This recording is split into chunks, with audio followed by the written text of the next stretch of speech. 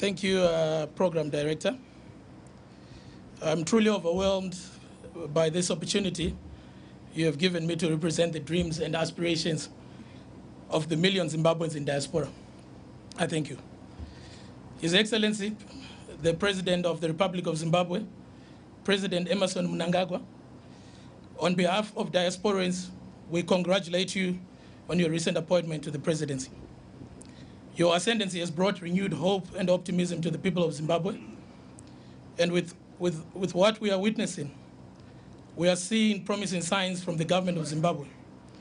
Under your leadership, Zimbabwe is likely to emerge from the ashes and take its rightful position in the global economic village. Once again, Your Excellency, congratulations, and we look forward to your presidency. Thank you. Ambassador Isaac Moyo, thank you for opening and your welcoming remarks. It is with sad happiness that we congratulate you on your new appointment as DG for Central Intelligence. It is under your guidance and leadership that many diaspora formations emerged in South Africa. Under your leadership, we formed the Diaspora Infrastructure Development Group, which I'm the executive chairman of. Under your leadership, the embassy became approachable and understood in terms of its role to the Zimbabweans in diaspora. In as much as we are sad to lose you, in your new role, Zimbabwe stands to benefit more. Congratulations, Your Excellency Ambassador Isaac Moyo, on your appointment. Honorable Ministers, Consular General, members of the Diplomatic Corps, the media, distinguished guests, all protocol observed. Since the late 90s, more so in the last decades, Zimbabwe has seen a large contingent of its highly skilled and educated people migrating to diaspora. The reasons of the migration varies from the search of either political freedom or for the search of economic freedom.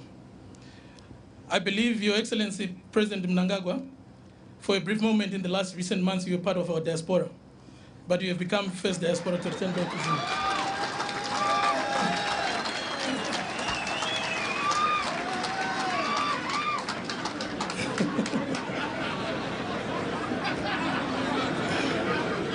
I stand here today representing diaspora. As the many in diaspora, we continue to ask ourselves a few simple but pertinent questions following the recent changes in Zimbabwe. What does the future of Zimbabwe look like? Should we go back to Zimbabwe? What role do we play in Zimbabwe? Can we trust and place our hope in the new leadership? These are just some but a few questions that diaspora grapple with, Your Excellency, and can only be answered through action. As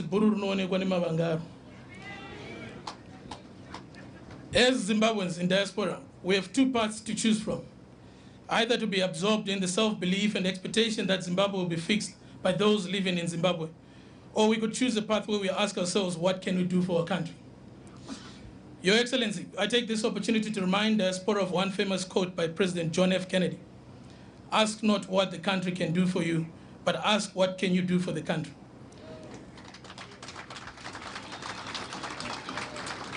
My fellow diaspora, the time has come. Ask yourselves what you can do for your country and not what the country can do for you. As diaspora, we can play a fundamental role in developing our country of origin.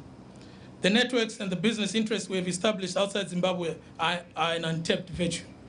Late last year, a few of us in the diaspora, through our association called Brawlers, heeded the call from you, Your Excellency, a call you made to us in diaspora to lead efforts of rebuilding the Zimbabwean economy.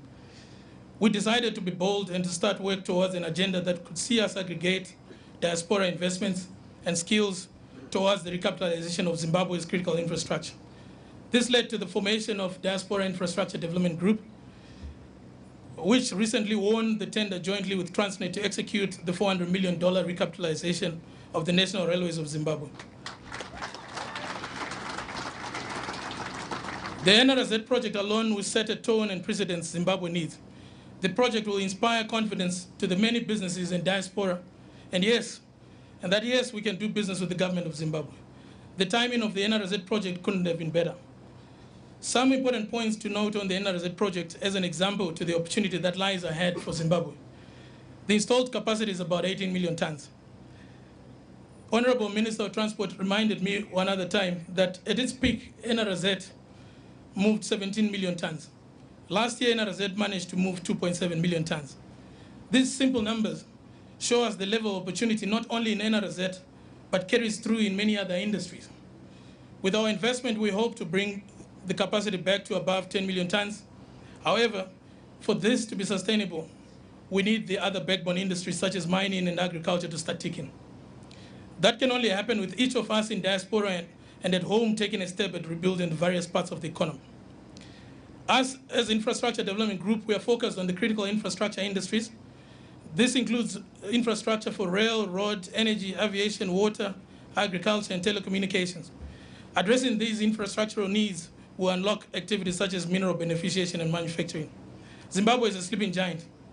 I know the Honorable Minister Chinamasa's budget statement targets above 4% growth GDP, but for a country like Zimbabwe, coming from a low base, there is a real possibility of achieving double-digit growth rates for a few years in a row. Your Excellency, I would like to close by saying this. Zimbabwe needs its diaspora. Diaspora needs its Zimbabwe. If we as diaspora fail to actively seek ways to rebuild Zimbabwe, then our country will continue to live in the abyss of the new dark age. We cannot continue to take pride and brag about living in the first world cities like London and New York, and yet we do nothing about Mushakwedu. Your Excellency and diaspora, one former president said this to the people of Zimbabwe recently. Let's put our shoulders to the wheel. Mvura yakanaya ende itinorima. Isu iwene nitine basa.